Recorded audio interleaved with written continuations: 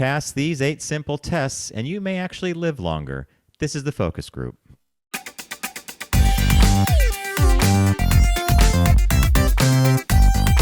They're all business, except when they're not. It's the Focus Group with Tim Bennett and John Nash.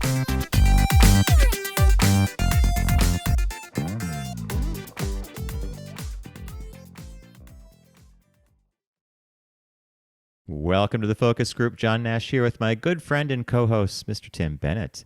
FocusGroupRadio.com is the website that you'll go to learn all about us and our partners, including Deep Discount, who we'll be visiting with later in the show.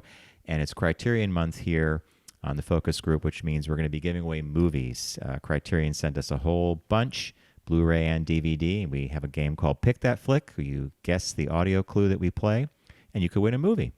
So here we are, Mr. Bennett. Oh, thank you, John. I'm on a rampage. I'm angry with Petco. Why? I haven't looked up Petco sucks on the Twitter or on the X. Do you order from them? Called. Well, here's what happened. So this time of year, Spike, who's 22, oldest Chihuahua in the world, possibly, right? Well, there was one that was 23 that lived, but he's still going strong. His little legs are, his sight is 22. Yeah. So his sight, his legs, everything's. I wonder what that would be in failing. human. Do you think he's like 95? Well, they say over 100, but it's okay.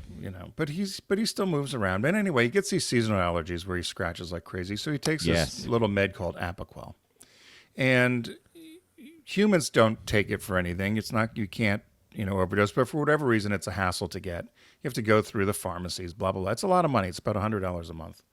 So Spike had gone to the vet because they wouldn't prescribe it unless they see him, which is just another ruse, which drives me crazy. He's been taking it for 15 years, I think, please. So anyway, they gave me a prescription. Instead of buying it from them, I looked at Petco, and they had it for $60. So I thought, oh, this is great. So I had to go through this very arcane task of filling out I had to print out a piece of paper, fill it out, and then attach the original script from the vet and send it to Oregon. So I did that. They did not accept the prescription because the vet did not personally sign it, because it was the script that you get at the vet that just has the signature of the vet on it. So it didn't tell me that they canceled it. I get a hold of them finally, and they said, oh, we had to cancel that because it was not a valid prescription. I said, why not? You said for me to send the original, which is what I sent them. And they said, well, no, the vet didn't sign it properly. I said, well, did you call the vet? His name? No, we didn't do that. So I was so aggravated. And so then I thought, send me the prescription back. I said, because I'm not going to go back to the vet. So I just got a letter from them saying they can't locate the prescription that I sent. But I'm going to keep it going. You're not kidding, are you? No. When we voided it out, we discarded. Yeah, or they didn't save the paperwork. Why don't you send it back to me? You made me send it to you. Go through all this hassle. Physically, you had to or send why the didn't paper. they call the vet? Why didn't they just call the vet and say, we received this prescription for, it's not like I was looking for a vial of cocaine. Call the vet and say, someone had sent this in from your veterinarian hospital. I don't know what they expect. The vet is not sitting there signing individual prescriptions at a huge veterinarian hospital. They're crazy. Wow. Anyway, Petco sucks. So that's my latest thing. I'm going to get Happy September. Happy September. The other thing I read, which I didn't know was this old, I saw that Starbucks, pumpkin spice lattes, of course, now around. But it's 20 years that they've had it. Do you believe it's been that long? It could be that long, but we only began paying attention to it when it creeped into August or early September. So maybe they always had pumpkin latte sometime, in October. But with this creep, oh, God, yeah. And did you go to Costco? Remember last week we talked about my horrible trip to Costco, which our listeners said they couldn't believe I went. We heard some listeners. But they had all Christmas out already. Yeah, they did. I saw trees and lights. They didn't have the prepared food that you and I normally get, which I was pissed about. Yeah. They're going to be on the list soon. But no, Tim, they can't be, because then we have to find another place to go. And I don't know. I've not been to a BJ's or is it the other one is Sam's? I've been, Sam's and BJ's. I've been. I won't go. You prefer Costco? I prefer Costco. Yeah. Listen, we've been big fans of Costco forever. We all have, right? more so than ever. But I guess it was a random day that we both had in different stores, right? And they had shopped out, or they didn't do the peppers, or whatever it was. So yeah. Well, Amazon is my new friend. I know people have been using it forever, but in some regards, I have trouble finding just simple dog food or simple little things I can't find. Remember the deodorant? Yeah, deodorant, you're going right down the alley. I just got an order yesterday of Band-Aids. Okay. Yeah. But they're not just any regular old Band-Aid. They're called Hydro Seal or something. So they're sweat-proof and waterproof, and I use them if I get a cycling issue, like a saddle sore or something, and they have some kind of liquid on them that you put the Band-Aid on, and it helps heal the wound or make the skin better. I couldn't find them if you paid me in a pharmacy here in the city. I mean, and you go into stores now, and they're all behind plastic. They're all locked up. Yeah, and there's empty shelves, and so guess what? I don't like it. I don't necessarily love ordering Band-Aids from Amazon, but they got there the next day. How tough of it? Have you gone to the Duane Reade or whatever where everything is closed up? Yeah. You have to, yeah. Or is there somebody readily available to open up the thing? And okay, the last time I was at the Walgreens pharmacy, this guy and I were I had to get a bunch of Ivory soap, and this guy was in front of the same cabinet. We ring the bell. Finally, someone comes, and and I said he's here first. So the guy opens it up, and he was getting Axe body wash, a bunch of other things, and I said, "Well, someone's going to smell good," and he just laughs. And then I get my soap and then locks it up, and the guy walks away. And the guy that was getting the body wash and the other stuff, he just looks at me. He goes, "Don't you remember an earlier time when you just?" I said, "Just stop." I said, "You mean like 2 years ago when you used to be able to walk into a store and just pick something up?" Well, what if you just wanted to look at say you wanted to browse it, right? Look at the labels, compare, ingredients in something, or maybe the one soap was cheaper, or you went to go get Ivory, but you saw something else. That's what I would have a problem with. I mean, will they let you just linger as long as you want? I guess. I don't know. I don't know. It's a good question. I mean, but it's crazy. I think it's crazy. So stuff like that, if I were you, I'd order it. Well, if you can't find it, and these Band-Aids are particular, like there's for swimmers and athletes and people. But you could probably order the Ivory soap. You can, and then that becomes a question of, am I really spending the money in the right way? Because there's some prices on Amazon that are insane. Some are cheap. You know how it goes. Yeah. All right, so here on the Focus Group, we do what we just did. We catch up, and then we have a segment called Caught Our Eye, where Tim and I bring stories to each other's attention, usually never the same one. We visit with Deep Discount, and this week we're kicking off Criterion Month, so we're going to have a game where we give movies away called Pick That Flick. Quick break, business birthday, only show in the universe that does that, and our shop talk, which I teased at the beginning of the show about 8 things to do or tests to give yourself, and you pass them, it might mean you may be living longer. You're going to live to 1 million. I read that. Tim, all right, without further ado, Mr. Bennett, what caught your eye? What caught your eye? Here's what Tim and John found. I saw this in the Washington Post, and the headline was, legendary furniture brand Mitchell+Gold and Bob Williams closes its doors. So the furniture business of Mitchell+Gold and Bob Williams once survived their personal breakup, but the 34-year-old company that became known as Mitchell+Gold plus Bob Williams could not survive its latest ownership by a family-run equity firm. So last week, 800 employees got the word over the weekend that they were closing down immediately. So there was a sign taped on the factory gate as well in North Carolina that simply said, Mitchell+Gold and Bob Williams has recently and unexpectedly learned that we are unable to continue business operations. Next to it was a letter from the CEO, also taped to the door, that said, as you know, the current economic climate has presented significant challenges to the furniture industry.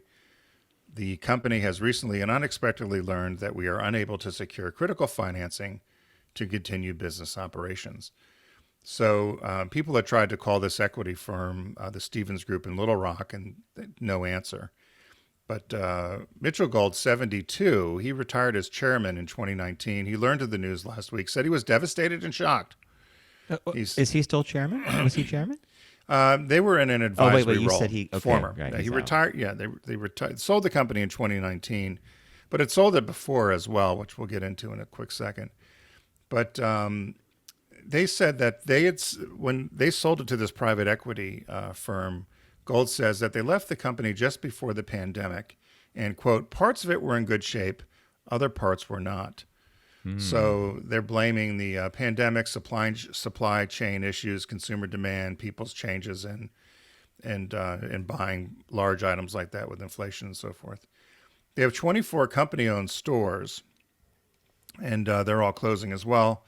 They said initially the products were called Mitchell+Gold, but the company became Mitchell+Gold and Bob Williams after they broke up. So the relationship, they were together as a couple. And then they broke up, and then when they came back, they decided to change the name of the company from just Mitchell+Gold to Mitchell+Gold and Bob Williams. Mitchell+Gold was a furniture buyer. Bob Williams did a lot of graphic and design work, I guess, a lot of the design stuff. They were known for very iconic club chairs, sectionals, sofas in the 90s and 2000s, a laid-back style. They also made private label furniture for Restoration Hardwares, Williams-Sonoma, Pottery Barn, Crate and Barrel. And interestingly, I found this one kind of funny. They said that when they opened up their first factory in North Carolina, in Taylorsville, that they were one of the first furniture plants to have air conditioning. Can you imagine working with no air conditioning in North Carolina in a factory? That is wow. So they said they shook up the manufacturing industry, which everyone knows comes out of a lot of it comes out of North Carolina. They said they also built the first on-site gym, installed a health clinic, hired a chef, and for the cafeteria, also had a child care center for the employees. They were very active in the Democratic Party, very active in HRC. They said, and this is the one I found a little odd. I just thought this was an odd quote. It said in 1998, they sold the company the first time to Rowe Furniture in a deal which allowed them to keep managing the business.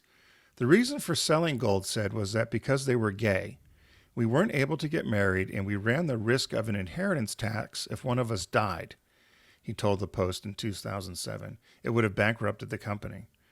So they sold it because they were concerned that because they weren't able to get married, that they would lose the company, or one of them wouldn't be able to afford an inheritance tax.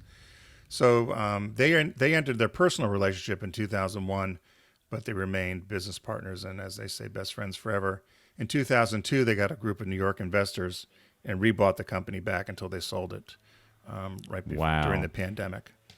That data point about selling it to preserve, I guess, the wealth, or to be able to transfer that correctly, is not out of the blue. I mean, until the Supreme Court did this, gay couples have always had to navigate weird legal things to create all these situations to provide for the partner. It's just, Well, that was the Edie Windsor case, right? That's exactly. The inheritance issue. So, so it's storied brand, Mitchell+Gold, Bob Williams. Shame that it's gone away. They said overall, though, that the furniture industry is in a huge state of flux. I don't doubt it. Doubt it at all. Yeah, and so we have a Mitchell+Gold couch. Two of them, actually. One was a Crate and Barrel. When you mentioned they were private labeling as well, that was one of them. And, their furniture was at a good scale. Usually it wasn't crazy big. It was like a tasteful kind of, Well, these things happen, right? Yeah, they said people are spending money on travel now. Yeah. And however, they do believe someone had tried contacting the company. And they said the website is still up, and you're still able to order furniture. So I'm sure they have a supply of stuff. So that was gonna be a question I was gonna ask you. I mean, if they just abruptly close showrooms and they close the doors of the factory, there's still inventory. Yeah, they'll probably liquidate just like Bed and Bath and Beyond did. So that's what caught my eye. Well, what caught my eye couldn't be any further from the closing of a great brand, Mitchell+Gold. But you will enjoy this, as I did when I laughed when I saw this. Okay, so many of you might have heard of something called the right to repair. It's been kicking around for a long time. Apple was against it, now they're for it, blah, blah, blah. A lot of companies with gated hardware and software don't allow a consumer to repair their own phone or their equipment. It has to be done by the manufacturer. So Apple's turned around on that one, and now they provide second and third retailers, not the store itself, to do it. And I just saw this article that Scientologists are opposing the right to repair.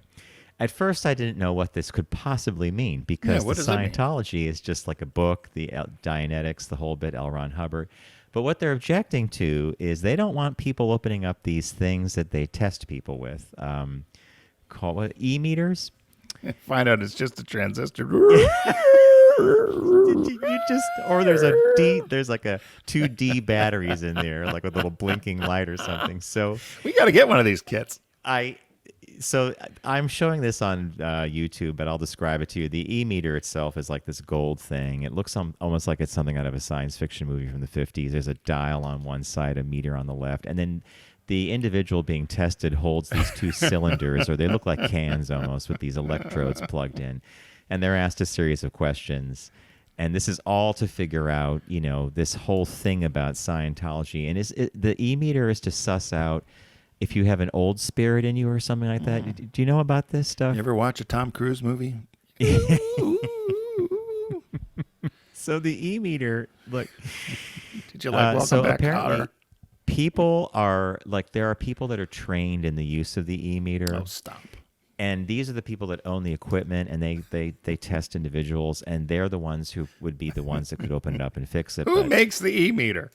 I don't know. That's what is it an IBM product? I wonder. But here's the thing. If you're keen on figuring out the e-meter and the cylinders, you can go on eBay, and apparently some people, the church tries to find these and shut it down. We got to get one. But apparently you can now and then an e-meter will pop up on eBay, and if you're quick, you can get it. And I swear to God, Tim is probably 100% in the right. You open this thing up, there's like a D cell, or there's a little mouse on a treadmill or something that just, it has nothing to do with it's like the mood ring. You get sweaty palms on something and it changes, and it's like the Madonna album she had with Frozen where they did all the electronics. Remember? It's their version, I guess, of a polygraph lie detector test, right? Yeah. It's just, I just remember reading about this at first, and I thought, oh my God. And so the e-meter is also known as the electropsychometer. I don't know the details, but it's funny you brought this up because there's some apparently strife internally at Scientology with Mr. Cruz. Yeah. He doesn't seem to be the grand darling that he is. The was. Poster child, and apparently he's either leaving the fold or something's going on. What happened? Yeah. That's what so I wanna know. they What call happened? the e-meter, by the way, just to finish up, a religious artifact for the purpose of auditing members. Oh, that's right, auditing. And from what the author of the piece said, an e-meter sends an electrical current through a body and back into the device, which is why an e-meter requires two grips, the cans I mentioned earlier. It measures electrical resistance in the human body, and its basic functions are believed to be present in other pieces of tech like the polygraph. How about a scale that sends a pulse through you to figure out your body mass? I mean, this is... There was a Scientology center in Philadelphia. And I remember I was fascinated by it. I wanted to always try to get in. It was in this real seedy part of town. And I remember saying to Martina Navratilova once, I figured she can get us in. She can get us into Scientology. So I said, Martina, I'd like to get involved. I'd like to know about Scientology and get in there. She goes, she can't afford it. She can't afford it. And I said, what? She goes, it's the world's most expensive gay bar. Religion. Yeah. Oh, that's... I did not know you were going to say that. Yeah. It was the world's most expensive gay bar. You can't afford it. Next, move on. I was like, okay. Oh, God. All right, so Beth Gardner, though, did, because Beth Gardner remember Beth? She worked with me. She was able to get in there. She got me a book. She did get a book or something out of there that we laughed. That might have been Dianetics. But anyway, she stopped in the center and was able to get me a book. Oh, my God. So here we go, folks. The Scientologists are they're rejecting the idea of right to repair. I knew you'd enjoy that one. Well, yeah, I mean, but it's look just how so different absurd. we have a business story about Mitchell+Gold shutting down. We have the e-meter. No one's going to open that box up.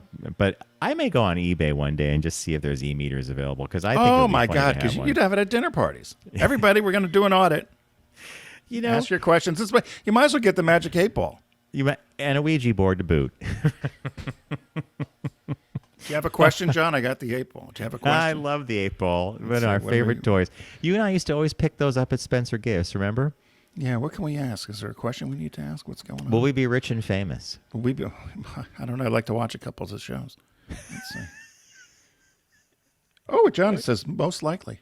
Most likely. Okay, That's lukewarm, but it's better than nothing. Does Petco suck? All right, as I mentioned Oh, it earlier. says it is certain. Oh, it's certain. Okay.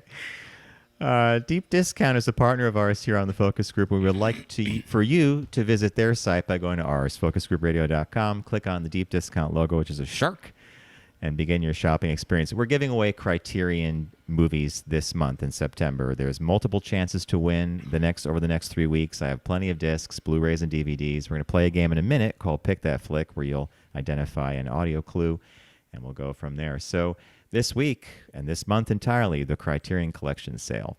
So we normally just play Pick That Flick and move on, but Tim and I each selected movies from the Criterion Collection, and Tim's movie made me smile, so I'm going to let him take it from there.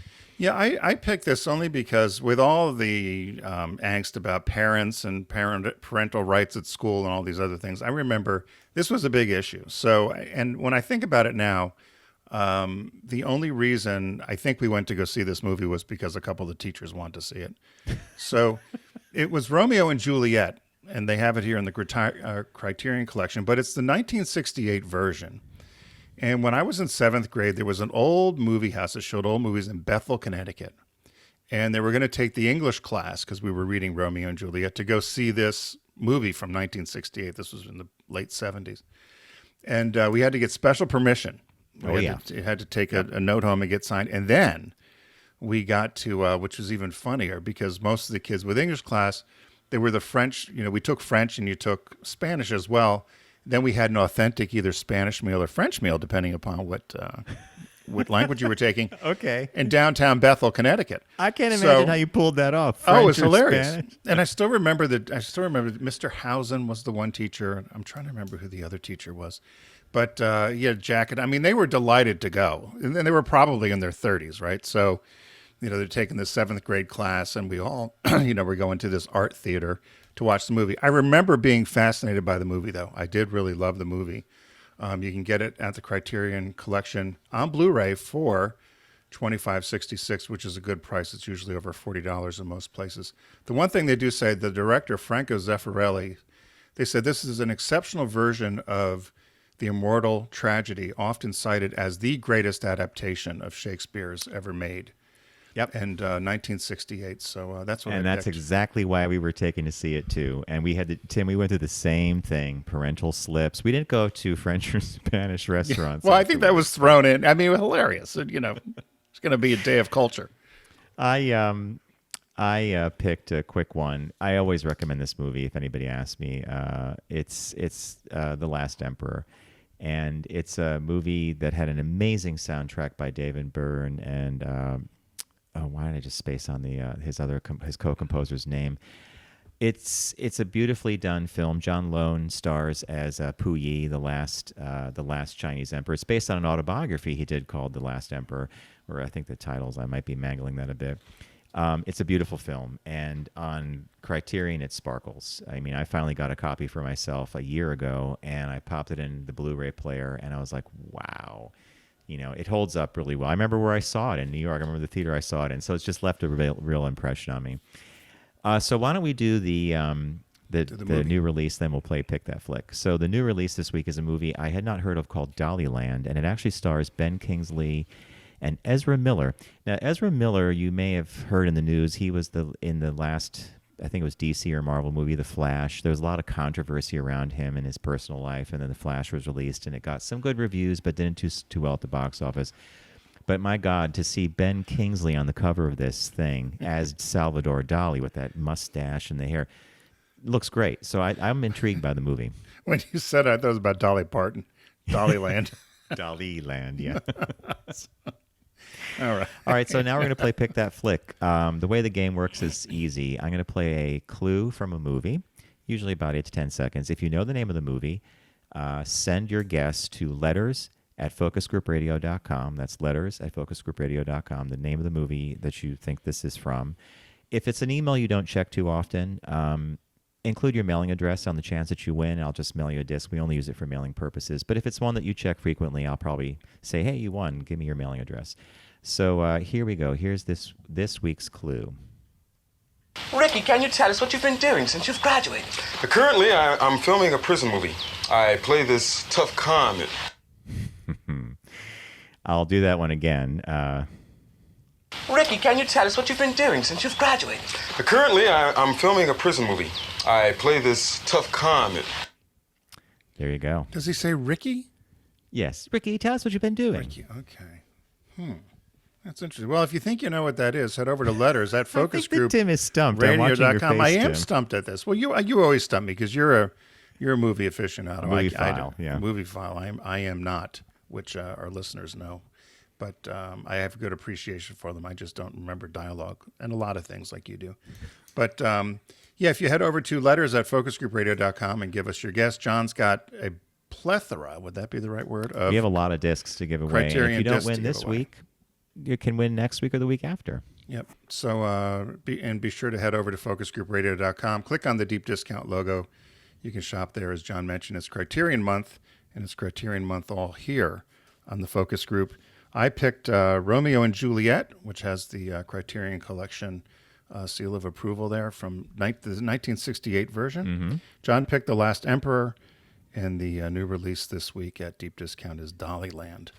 And again, you can always, the great part about doing the Pick the Flicks Now, John, is you can rewind and listen again. You couldn't do that back on live radio, right? You had to No. get it right away. Probably figure it out. So once you get John will check the guesses. Be sure to, we'll give away more than one probably per show because we have enough. But so be sure to do that. And John, you usually announce the winners, don't you? Yeah. At the next I'll week. do that at the end of the month. Yeah. So we're going to take a quick break. When we come back, we've got our business birthday, and then we have a shop talk. So stay with us. We'll be right back.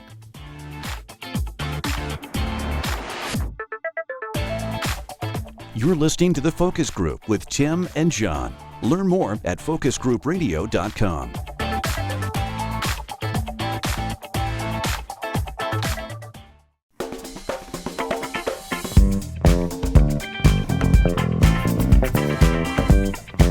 Now back to The Focus Group with Tim and John.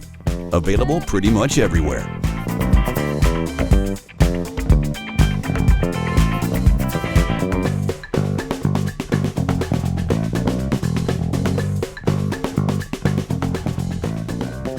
Welcome back to the Focus Group. John Nash with Tim Bennett. FocusGroupRadio.com is the destination website to learn about us, the show, and our partners, including Deep Discount.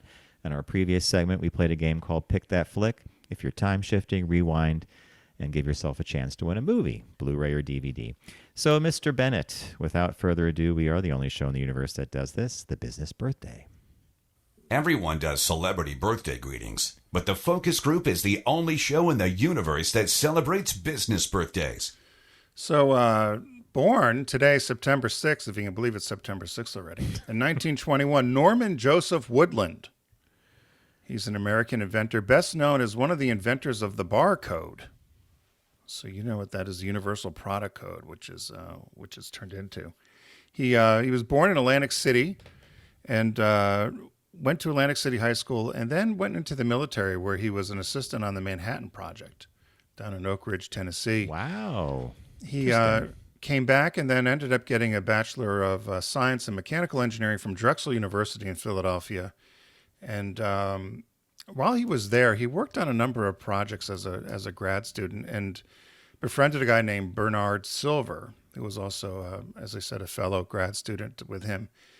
And they were listening to one of their professors speak with a supermarket executive. And this was in 1948. And they heard the supermarket executive ask the dean of the engineering school if they could figure out how to capture product information automatically at checkout.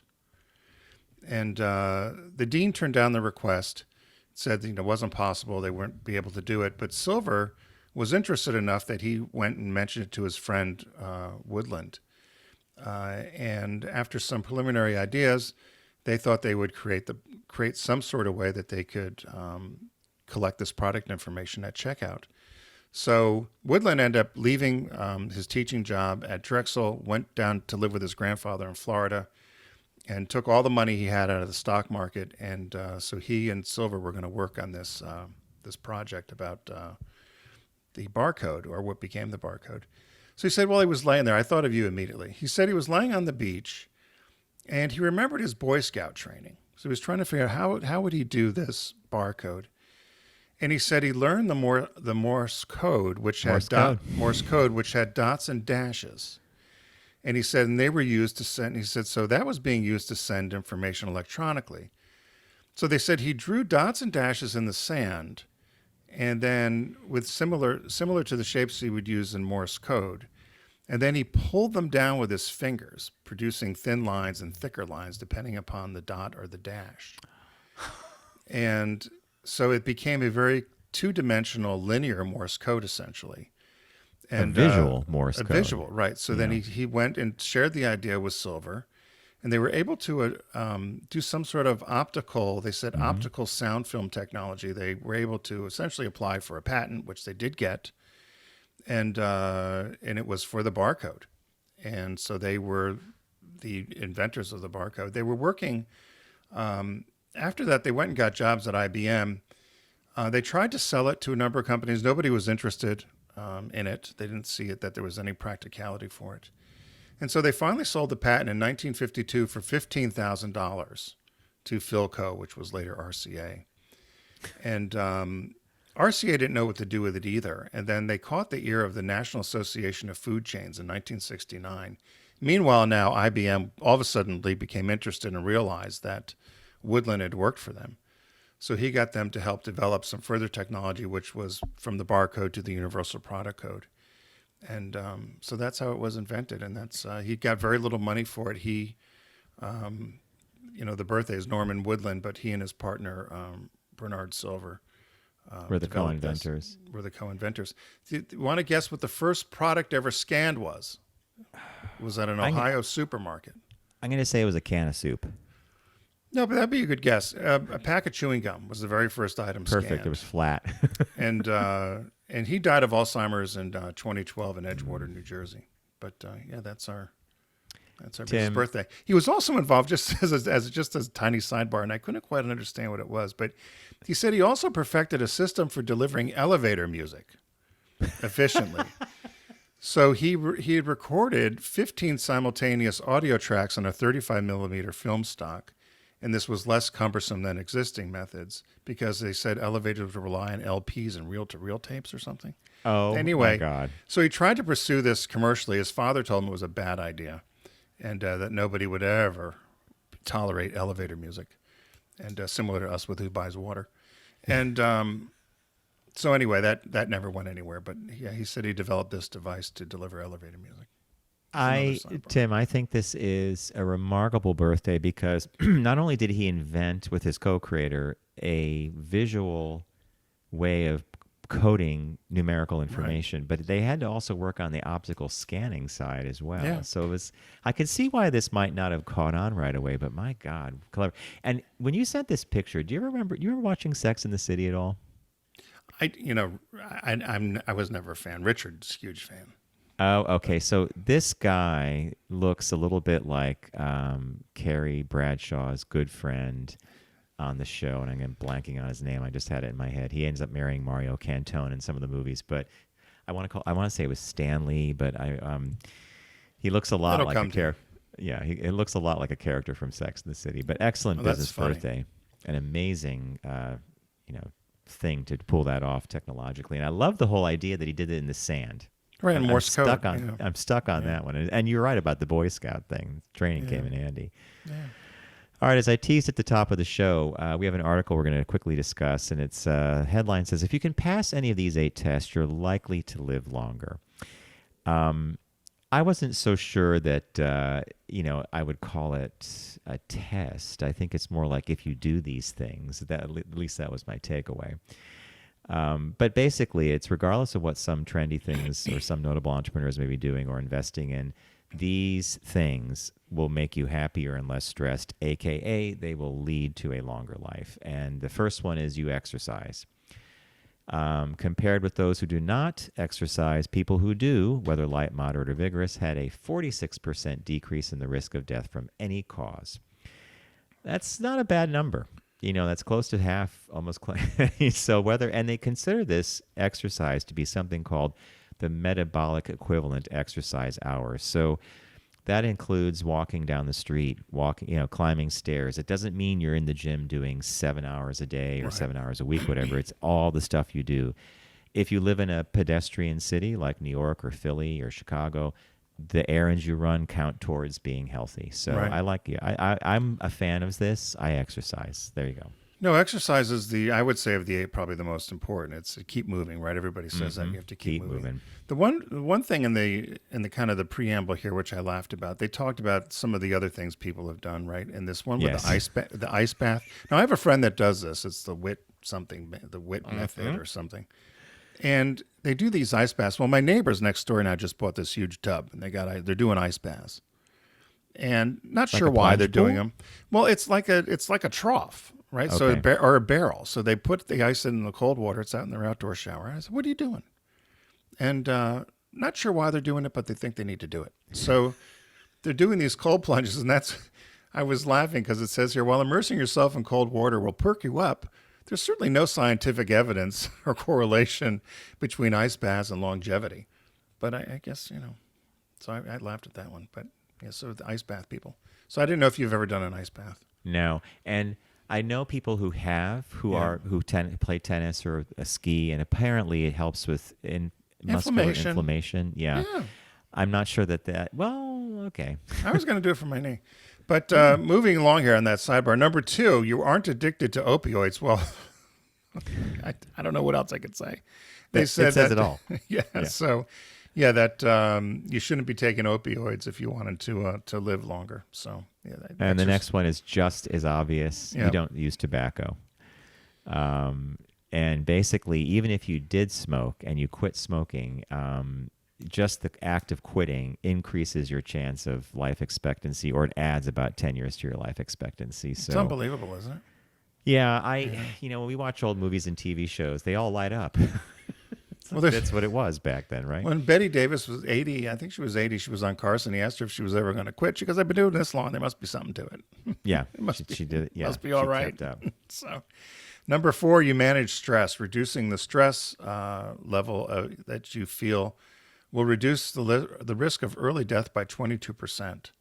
So they said getting enough sleep is a great start, and which sleep I think they mentioned later, but managing stress, and exercise helps manage stress as well. So next one is also it's like this healthy tip, right? You eat a plant-based diet, and it doesn't mean that you're vegan. They recommend following more the Mediterranean style, lean meats, vegetables, whole grains, and certainly fruits. So it's one of those things where a friend once said to me, if you think you're not getting enough fruits and vegetables in your diet, just go ahead and grab a banana or have an orange or have a salad or something, because you're probably not getting enough. So I think we could all probably use a lot more greens and fruits and veggies. But again, plant-based, meaning that stuff, helps extend life. I love Mediterranean food, and my doctor told me to follow a Mediterranean diet, and I've had this discussion with our friend Marianne. I cannot find a Mediterranean. If you go online and try to Google Mediterranean diet, they really can't tell you what to eat. I thought it was fish and olive oil and tomatoes and right. But if you said you were going to ask, you want to do keto or you wanted to do the whole. Oh, you could find a guide. The guide or a listed sample lunch, sample breakfast, sample dinner, snacks. Avoid this. Can't find it with the Mediterranean diet. If I'm missing it, I don't know what I'm. No, you're not. I'm a pretty good searcher. Tim. You are an exceptional researcher. I think they want you to buy a book. I think that's what it is. They want you to buy a book. They want you to buy the book. Okay. Number 6, avoid binge drinking. So binge drinking is meaning having more than 4 alcoholic beverages a day. So if you go out and I guess if you had 5 beers, you're binge drinking. I love the way they do this with 4 a day, 5 a day. Like when Bob was having some medical stuff this summer, they would always say, do you drink? And he's like, no. But socially, is it a drink a day? But hey, the truth of the matter is, the more reading you do about this, the body treats alcohol sort of as poison. So, you've never been a drinker, although you have a cocktail. Oh, I don't mind a cocktail. Yeah, I like a cocktail. And as Tim mentioned earlier, which was brought up in one of the stress-reducing bullet point here, number 7 was you get a good night's sleep. And they rank a good night. Well, anybody would rank a good night's sleep as 6 hours or more. The average should be about 8. I probably average about 7 myself. I'm kind of a 7-hour guy.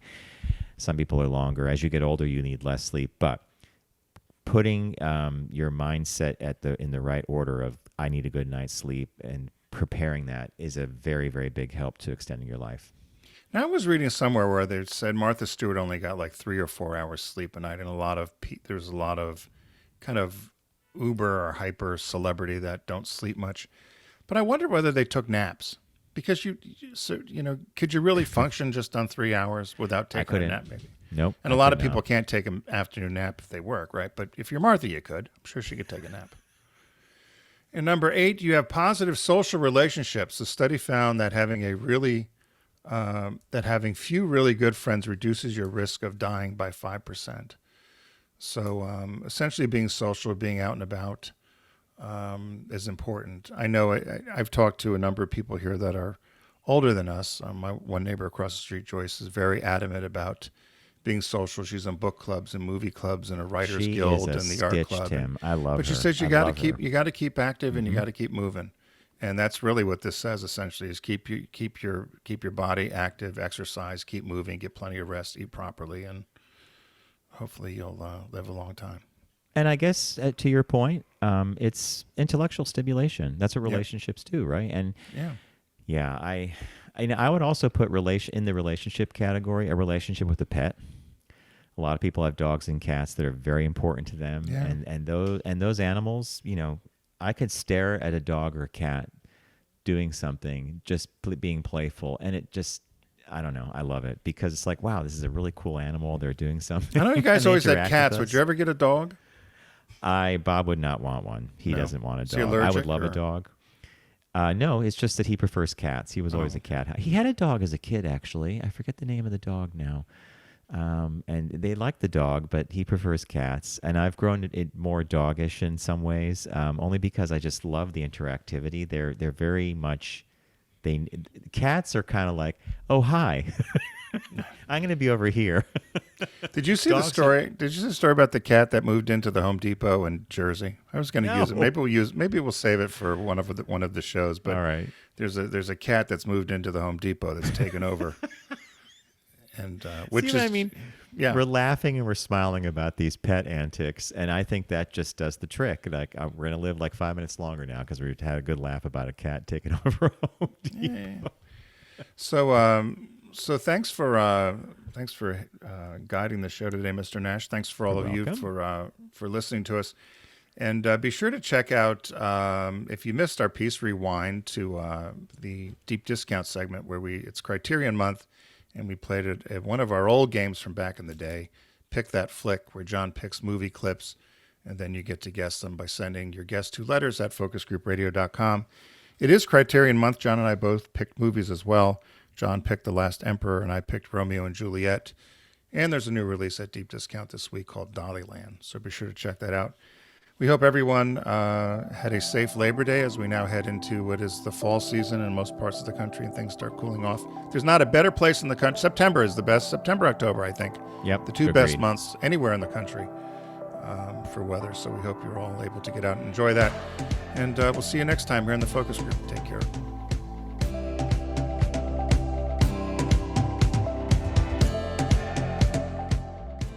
It's the Focus Group with Tim Bennett and John Nash. Accessible on all platforms. Subscribe, like, and rate us on your platform of choice. Learn more at focusgroupradio.com. That was a stunning focus group.